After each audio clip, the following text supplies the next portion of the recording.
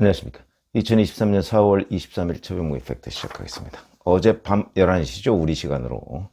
파리에서 송영길 전 민주당 대표가 기자간담회를 했는데요. 민주당 탈당하겠다. 이런 얘기입니다. 돈 봉투는 모르는 일. 이렇게 요약을 할 수가 있는데, 돈 봉투 사태와 관련해 모든 정치적 책임을 지고 오늘부로 민주당을 탈당하고자 한다. 지역위원장도 당원도 아닌 국민의 한 사람으로서 당당히 검찰 수사에 응하겠다. 모든 문제를 해결하고 민주당에 복귀할 수 있도록 하겠다. 이번 사태에 대한 모든 책임은 저에게 있고 제가 모든 책임을 지고 대응해 나가겠다. 이렇게 얘기를 했습니다. 그러니까 기자들이 이 돈봉투 사태에 대해서 정말 몰랐느냐? 그러니까 예, 그렇습니다. 이렇게 얘기를 했고요.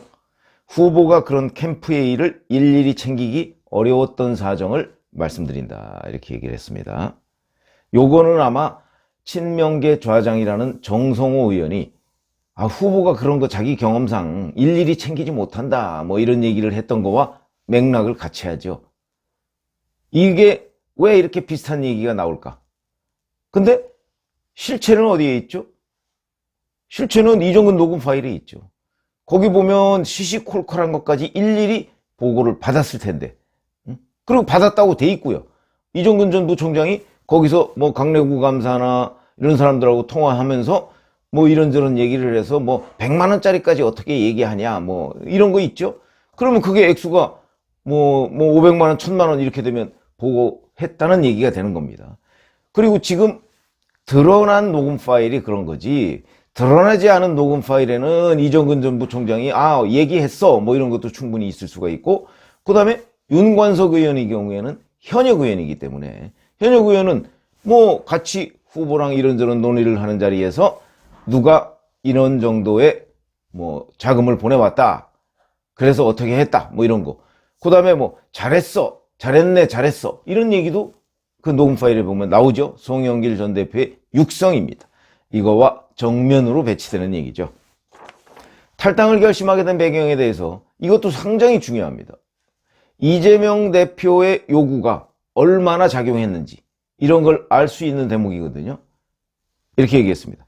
당대표 시절 국민권익위 부동산 실태 조사와 관련해 논란이 된 12명의 의원들에게 부동산 문제로 민심이 돌아선 국민 마음을 돌리기 위해 탈당을 권유한 바 있다.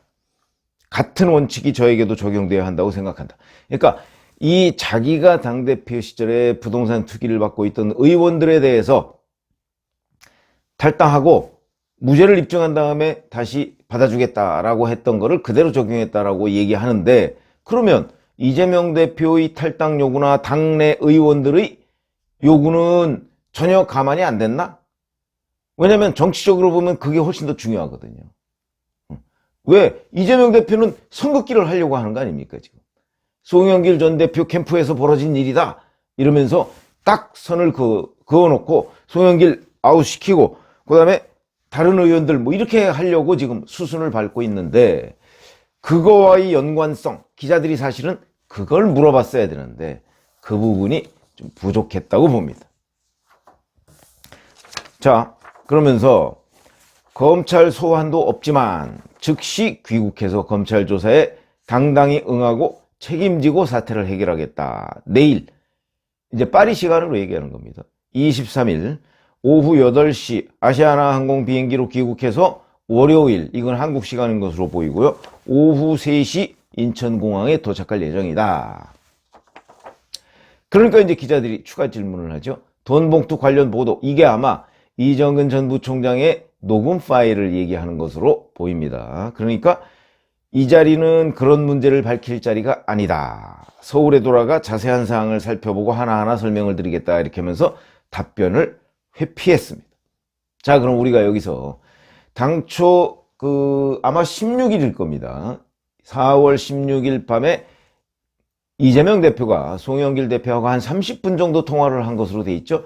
여기서 무슨 얘기를 했을까? 근데 저는 그냥 추정컨대 거기서는 평행선을 달렸을 것이다. 이렇게 제가 말씀을 드린 적이 있죠. 왜냐하면 그 다음부터 송영길 전 대표가 조기 귀국을 거부했다는 보도가 계속 나왔습니다. 그러면은 이재명 대표는 조기 귀국을 요구했다는데 송영길 전 대표는 거부했으면 그날 대화는 평행선을 달렸다. 각자 자기 얘기만 한 거죠. 그 가능성이 높고요. 그러면 조기교국을 거부하다가 왜 이렇게 선회했느냐. 조기교국 쪽으로. 이게 오로지 송영길 전 대표의 판단 때문인가? 물론 뭐 궁극적으로는 본인 판단이죠. 그러나 저는 그 중간에 이재명 대표는 부인하지만 이재명 대표 쪽에 무수히 많은 사람들이 제3의 통로를 통해서 송영길 전 대표한테 지금 이럴 때가 아니다. 여기서 자칫하면 둘 다 죽는다. 송영길도 죽고 민주당도 죽는다. 그러니까 여기서 일단 벗어나야 한다는 설득을 했을 걸로 봅니다. 이재명 대표는 그 부분 부인했습니다. 기자회견도 하지 말고 들어와라. 뭐 이렇게 이재명 대표 측이 요구했다. 이런 기사가 있었거든요. 저는 그 기사가 맞다고 봅니다. 그런데 이재명 대표는 그 질문을 받고 아니다. 그냥 조기교국을 요청한 그게 다다라고 얘기를 했지만 저는 당초에 있던 기사 기자회견도 갖지 말고 들어와라. 왜? 기자회견을 가졌는데 만약에 당하고 조율되지 않은 뭐 예를 들어서 왜 나만 가지고 그러느냐. 이정근 녹음 파일에 보면 홍영표 후보 쪽에서 뿌리니까 우리도 뿌려야 되겠다. 이런 부분도 있는데 그거 사실이다. 뭐 예를 들어서 이런 거라도 해버리면 또 홍영표 후보까지 불똥이 튀죠. 어차피 뭐 튈 가능성이 아주 없는 건 아닙니다. 왜냐하면 이정근 녹음 파일에 보면 홍영표 후보 쪽이 뿌리니까 라는 표현이 있습니다. 그러나 홍영표 후보는 딱 잡아 떼겠죠. 물론. 그러나 어쨌든 그런 표현이 있기 때문에 그 가능성은 우리가 닫아놓지 말아야 한다. 그러니까 예를 들어서 그런 거 제가 예를 들었을 뿐입니다. 이런 거나 아니면 뭐 이재명 대표 쪽과 그동안에 이심송심 이러면서 굉장히 밀접한 관계를 맺어왔기 때문에 그 관계에 조금이라도 일단이라도 만약 드러날 경우 그럴 경우에 문제가 더 커질 수가 있다. 그러니까 기자회견을 아예 하지 마라. 이렇게 요구를 했다고 보도가 나왔는데 그걸 이재명 대표 측에서 부인했었죠. 저는 그 보도가 맞다고 보고요. 그러니까 이재명 대표 측에서 굉장히 설득을 많이 했을 것이고 그것이 상당 부분 주요했다. 왜냐하면 기자회견을 그만두지는 않았지만 하기는 했죠. 그렇지만 조기교국 쪽으로 선회했으니까. 이로써 이제 일단 송영길이라는 사람은 민주당과 어느 정도의 선긋기는 가능한 겁니다. 탈당을 이제 물론 한다고 한 거죠. 뭐 탈당이라는 거 원래 정치적 선언을 하면 끝나는 거니까. 그러니까 어느 정도의 성공. 그래서 제가 절반의 성공. 선긋기가 어느 정도 성공했으니까. 그런데 제가 왜 절반, 어찌 보면 절반도 안 되는 거죠. 이렇게 표현을 했느냐. 돈 봉투를 받은 현역 의원이 20명 정도 된다고 하는 거 아닙니까? 이미 찌라시에는 다 그 명단이 돌고 있습니다. 이 사람들을 어떻게 처리할 것이? 이 사람들 지금 대부분 다 부인하고 있는데 시인하는 사람 한 사람도 없지 않습니까? 지금까지. 그런데 윤관석 의원이나 이성만 의원이나 이정근 전 부총장의 녹음 파일에 보면 5명, 10명, 뭐 추가로 10명 뭐 이런 얘기들 있고 회관을 내가 돌아서 라고 얘기를 했습니다.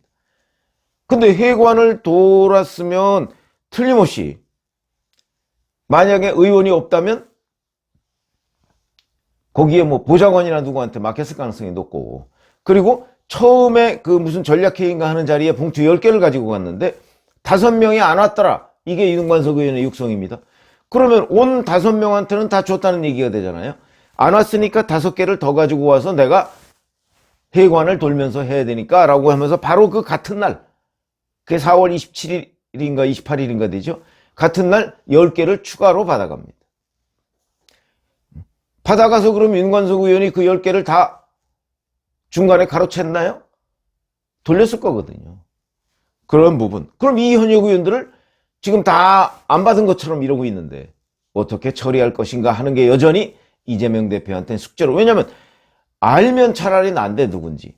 지금 누군지 잘 모르거든요. 그런 부분이 문제가 된다는 거죠. 자, 그 다음에 강내구 감사 부분에 관해서 9,400만 원 중에 8천만 원 정도를 조달하고 실제 배포한 것으로 돼 있죠. 강내구 감사가 배포한 거는 현역 의원들이 아니고 뭐 지역 본부장, 캠프 상황실장 뭐 이런 사람들입니다. 거기에 대해서는 참여할 위치가 아니었다. 이렇게 얘기를 합니다. 이 얘기는 송영길 전 대표 말이 이정근 녹음 파일하고 일치합니다. 왜냐하면 이정근 녹음 파일에 보면 이정근 전 부총장한테 송영길 전 대표가 당시 후보가 레구가 돈 많이 썼냐? 이렇게 질문을 합니다. 잘 모른다는 얘기죠. 그러면 강레구 감사가 돈을 조달하고 배포에 일부 관여했다는 사실을 송영길 전 후보는 그때까지는 잘 몰랐다는 얘기가 되는 거고, 그러나 그 후에는 이정근 전 부총장의 얘기가 있죠. 그 다음에 이정근 전 부총장이 강래구 감사나 이런 사람들하고 통화해가면서 100만 원짜리까지 어떻게 시시콜콜이라고 얘기를 하면 이정근 전 부총장이 그때 캠프에 살림을 맡았기 때문에 이 살림을 맡은 부분을 다 보고를 했을 거라고 보여지죠. 그러니까 레구가 돈 많이 썼냐에 대해서 이정근 전 부총장이 얘기를 뭐라고 했을 거 아니겠습니까? 그리고 보급, 최일선의 보급, 이런 얘기까지 했다고 하니까 그 보급이라는 게 돈이죠. 그런 점에서 보면 본인이 참여할 위치 아니었다라고 하는 거는 본인하고 강래구 감사하고 같이 있는 자리에서 돈 봉투를 어떻게 나누고 조달하고 이걸 얘기하진 않았지만 적어도 나중에 보고는 받았다 하는 건 이정근 녹음 파일에서 충분히 드러난다. 그 다음에 왜 또 제가 절반의 성공, 이재명 대표의 절반의 성공 얘기를 했냐면 유인태 전 국회 사무총장 등은 정계 은퇴를 요구했습니다. 송영길 전 대표에 대해서. 이건 어차피 이 부분에 대한 국민 눈높이 차원에서 얘기한다면 정계 은퇴가 맞는 거죠.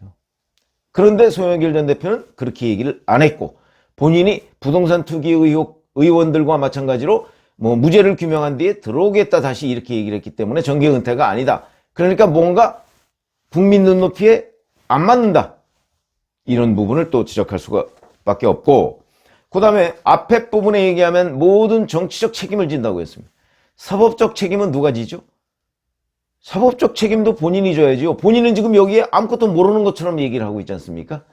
그래서 이 해명 자체의 모순이다. 검찰에 가서 당당히 책임이 지고 사법적 책임이죠. 그런데 자기 말은 정치적 책임을 진다고 했습니다. 아마 사법적 책임을 피할 수가 없을 것이다. 그러니까 앞뒤 말이 지금 안 맞는다 하는 거고요. 그 다음에 돈봉투 관련 보도와 관련해서 서울에 가서 상세히 살펴보고 이런 얘기가 있습니다. 자신 없는 태도죠. 왜냐하면 서울에 와서 상세히 살펴볼 때까지 시간 동안 송영길 전 대표가 녹음 파일에서 자기 육성이 녹음된 게 또 추가로 나올 가능성이 있죠. 아마 그런 부분을 염두에 둔 것이 아닌가. 전 그렇게 생각이 드는데, 이렇게 되니까 이제 JTBC가 지금 녹음 파일을 많이 가지고 있죠. 이 녹음 파일 중에서 송영길 전 대표가 모르지 않았다는 명확한 파일이 이제 보도가 될 수도 있겠다. 그렇게 되면 또 이제 어젯밤에 얘기했던 이 발언들이 다 거짓말이다 하는 것이 드러나게 될 상황. 이미 지금도 지금 있는 송영길 전 대표의 육성이나 아니면 이성만 의원이나 윤관석 의원의 그 육성 이런 데서 송영길 전 대표의 관여 정도를 우리가 추정할 수 있는 대목, 여기까지 얘기를 하면 지금도 송영길 전 대표의 이런 발언들은 말이 안 된다. 차라리 자기가 모른다가 아니고 기억이 안 난다고 했다면 그거는 어느 정도 인정할 부분이 있다. 왜냐면 후보 사실 정신없죠. 그러니까 보고 받아도 그걸 시시콜콜이 다 기억할 수가 없다. 이거는 저는 국민 눈높이에 상당히 근접한다고 보는데, 모른다, 그건 국민 눈높이에 맞지 않고 객관적 사실하고도 맞지 않는다.